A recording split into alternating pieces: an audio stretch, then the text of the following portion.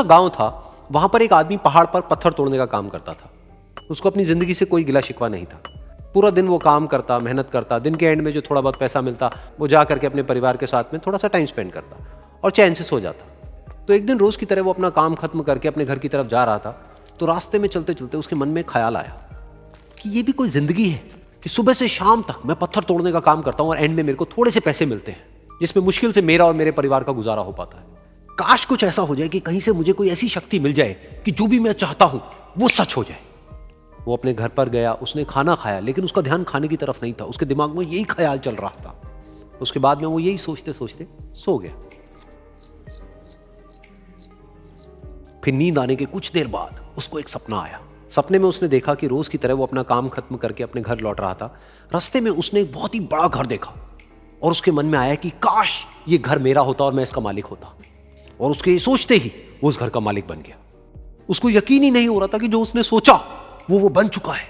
लेकिन उसकी खुशी ज्यादा देर नहीं टिक पाई, क्योंकि उसको एकदम से एक शोर सुनाई दिया। उसने अपने घर के बाहर देखा कि एक बहुत बड़ी रैली निकल रही है, जिसमें बीचों बीच एक पॉलिटिशियन है जो ऐसे ऐसे हाथ हिला रहा है। और वहां पर जितने भी लोग खड़े थे सब उसके नाम के नारे लगा रहे थे, उसके आगे हाथ जोड़ करके खड़े थे, सब उसको देखने के लिए तड़प रहे थे। तब उसको यह एहसास हुआ कि मैं कितना छोटा हूं उसके आगे। और फिर उसके अंदर से एक ख्याल उठा कि काश मैं ये पॉलिटिशियन होता और मेरे पास भी इतनी ही पावर होती जितनी कि इसके पास में है। बस उसका इतना सा सोचने की देर थी, वो पॉलिटिशियन बन गया। उसकी खुशी का ठिकाना नहीं था, क्योंकि उसके आसपास में हजारों लोगों की भीड़ थी और सब उसको देखने के लिए तरस रहे थे, तड़प रहे थे। लेकिन उसकी ये खुशी भी ज्यादा देर नहीं टिक पाई। धूप बहुत ही तेज थी और उस पॉलिटिशियन को आदत नहीं थी इतनी गर्मी में रहने की। तो उस धूप की वजह से उसको चक्कर आ गए और वो बेहोश होकर के गिर गया। फिर उसको एहसास हुआ कि ये पॉलिटिशियन सबसे ताकतवर नहीं है, ये जो सूरज है ये सबसे ताकतवर है। और उसके मन में आया कि काश मैं ये सूरज बन जाऊं तो मेरे आगे कोई नहीं टिक पाएगा। और उसका इतना सा सोचने की देर थी और वो सूरज बन गया। और वो खुशी से पागल हो गया, क्योंकि पूरी दुनिया को वो ही रोशन कर रहा था और पूरी दुनिया में ऐसा कोई नहीं था जो कि उसकी रोशनी को रोक सके। लेकिन उसकी ये खुशी भी ज्यादा देर टिक नहीं पाई, क्योंकि कुछ ही देर बाद आसमान में कुछ काले बादल आए जिन्होंने कि उस सूरज की रोशनी को रोक दिया। फिर उसको यह एहसास हुआ कि इस दुनिया में ऐसा भी कोई है जिसमें दम है उसकी रोशनी को रोकने का। और उसके मन में एक ख्याल उठा कि काश मैं वो बादल बन जाऊं। और वो बादल बन गया और आसमान में उड़ने लगा। उसको ऐसा लगा कि मैं आसमान में उड़ रहा हूं और अब मैं जहां चाहे वहां जा सकता हूं। लेकिन कुछ देर बाद वहां पर एक बहुत तेज हवा का झोंका आया जो कि उन बादलों को उड़ा करके ले गया। और फिर उसे ये समझ आया कि ये जो बादल हैं वो सूरज की रोशनी को तो रोक सकते हैं, लेकिन हवा को नहीं रोक सकते। ये हवा उनको बहा करके ले जाती है।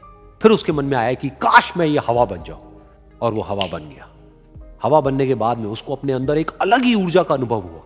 वो चाहे तो आराम से बहता और चाहे तो आंधी बन करके, तूफान बन करके, जिसको भी चाहे उड़ा करके ले जाता। उसको ये विश्वास होने ही लगा था कि इस दुनिया में सबसे ज्यादा शक्तिशाली मैं हूं। लेकिन तभी उसके सामने आया एक पहाड़। उसने अपनी पूरी ताकत लगा दी, लेकिन उस पहाड़ को वो इतना सा भी नहीं हिला पाया।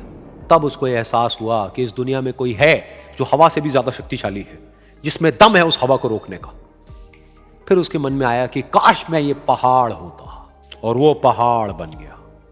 लेकिन हर बार की तरह इस बार भी उसकी खुशी ज्यादा देर तक नहीं टिक पाई।